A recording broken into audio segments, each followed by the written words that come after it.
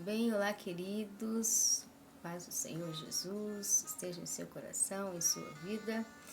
Que a graça do Senhor seja presente, ok? Nós vamos então à nossa meditação de Bíblia Online desse dia 13 de 11 de 25. E estamos em 1 Samuel 2, 1 e 1 Coríntios 15, 57, ok? Que diz assim, ó: Então orou Ana e disse: meu coração exulta ao Senhor. O meu poder está exaltado no Senhor.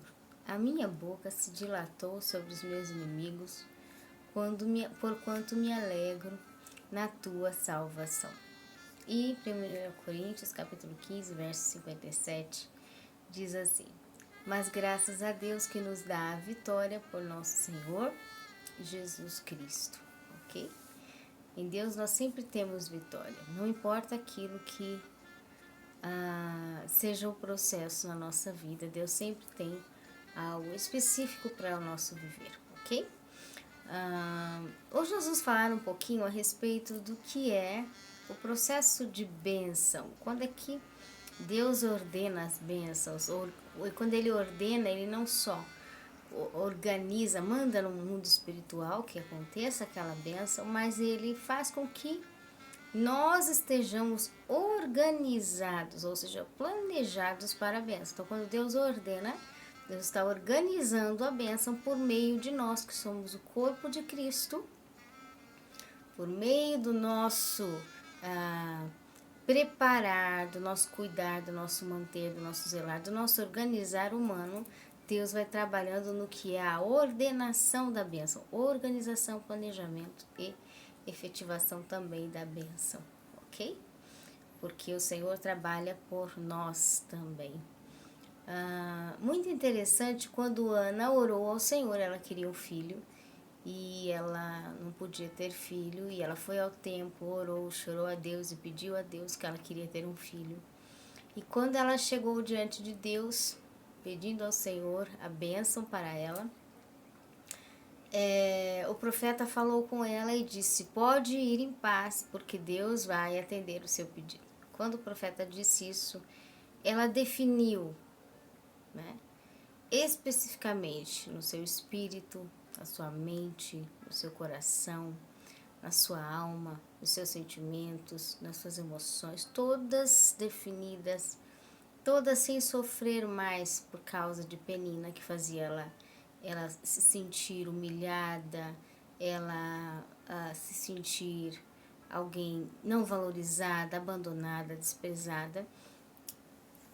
Ana agora estava definida e curada, porque toda a doença da mente dela, de opressão, de abandono, de desprezo, de maltrato que ela sofria, ela simplesmente, aquele momento foi um ponto crucial, acabou. E ela então definiu, né? Deus vai me dar, o profeta anunciou que Deus respondeu a mim e Ele vai me dar o meu filho. E aí, o que aconteceu foi que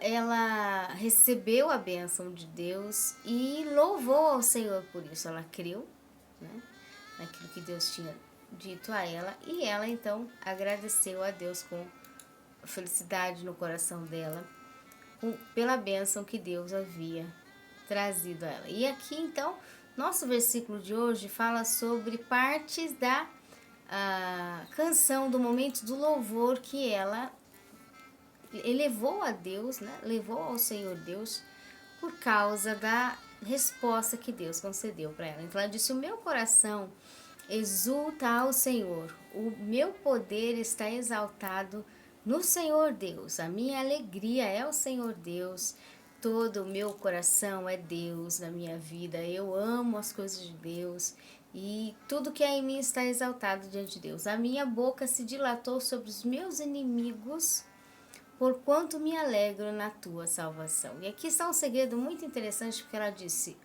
quando eu me alegro, a palavra diz, na tua salvação, os meus lábios se dilatam ou se abrem sobre os meus inimigos. O que significa isso? A salvação significa a restituição. Quando Ana entendeu que a partir daquele momento era a resposta de Deus, novidade de vida, era a ação de Deus, ela estava sendo restituída. Deus estava trazendo salvação, restituição. Não importa o que passou, não importa o que foi, não importa o que aconteceu.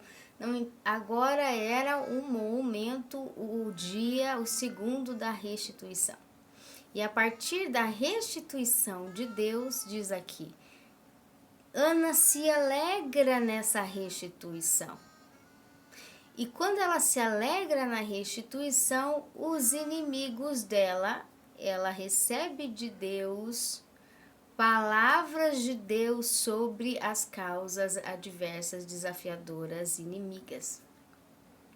Então, em outras palavras, quando nós focamos na restituição, quando nós organizamos a restituição, quando nós nos voltamos, espírito, alma e corpo, diante de Deus para a restituição, quando trabalhamos na restituição, quando definimos a restituição, quando estamos em foco realmente estabelecido em restituir nossa vida para Deus, tudo que foi perdido, tudo que foi quebrado, tudo que foi esmiuçado, esmagado, destroçado, tudo aquilo que nos decepcionou, tudo. Quando a gente coloca diante de Deus e diz, Deus, agora minha vida está nas tuas mãos e eu vou começar a restituir, reorganizar minha vida e ficar pronto para a restituição que o Senhor tem para minha vida, todo dia um pouquinho, cada área um pouco mais. E aí, eu me alegro na tua restituição, portanto, a minha boca se dilatou sobre os meus inimigos. Deus dá poder da palavra profética e Deus dá organização profética para vencer os inimigos. E nós temos inimigos espirituais. A palavra diz que os nossos inimigos não são pessoas, não são carnais, não são inimigos físicos, nossos inimigos são espirituais, hostes da maldade, da opressão, hostes do desprezo, do abandono, da destruição do ser humano, do ser interior. Então, quando nós focamos em restituição, Deus nos abre no espírito liberdades de poder, de unção, para repreender espíritos malignos, repreender hostes espirituais da maldade, repreender inimigos espirituais. Porque estamos focando e nos alegrando em restituição. Em outras palavras, focando em organizar, planejar e cuidar, manter bem de tudo que é nosso em restituição, de todas as áreas que Deus nos confia em restituição, de tudo aquilo que está em nosso caminho em restituição. Jesus chegou na sua vida, chegou para restituir. Jesus chegou na sua vida, chegou para reaver todas as áreas e restituí-las. Porque onde chega Jesus, chega a vida, chega a solução, né? Então, onde não está Jesus, a solução não chega, porque Jesus não está ali. Quando Jesus está, a solução chega. Então, nosso coração tem que estar aberto para Jesus completamente. E aí nós seguimos para a restituição. 1 Coríntios 15, 57. Mas graças a Deus que nos dá a vitória por nosso Senhor Jesus Cristo. Para Deus não é difícil trazer uma solução. Para Deus não é difícil trazer uma bênção ou uma manutenção que seja independente da área. Não é difícil para Deus, tudo Ele pode fazer, sim. Agora é a nossa disposição em restituição que conta. Não pode ser por metade, não pode ser apenas uma porcentagem, não pode ser meio desconfiando, não, tem que ser inteira a nossa entrega por restituição. Quando a nossa entrega é completa para restituir e colocando nas mãos de Deus para Ele fazer a vontade dEle, e a gente disposto a fazer o que precisa, nós vamos ver Deus nos dando vitória por meio do Senhor Jesus Cristo, o autor da salvação, o criador da restituição. Em outras palavras, aquele que tem toda a criatividade de restituição e restauração em todas as áreas. Por isso que ele criou todas as coisas, e sem ele nada do que foi feito se fez. Por isso que todas as coisas são coligadas com ele, e ele é aquele que está no trono da graça. Enviou a graça para nós, vive pela graça, ele traz a graça a nós. O que é isso? A manutenção genuína das essências e existências. Por isso que ele pode restituir qualquer área da nossa vida, desde dentro para fora e de fora para dentro. Por quê?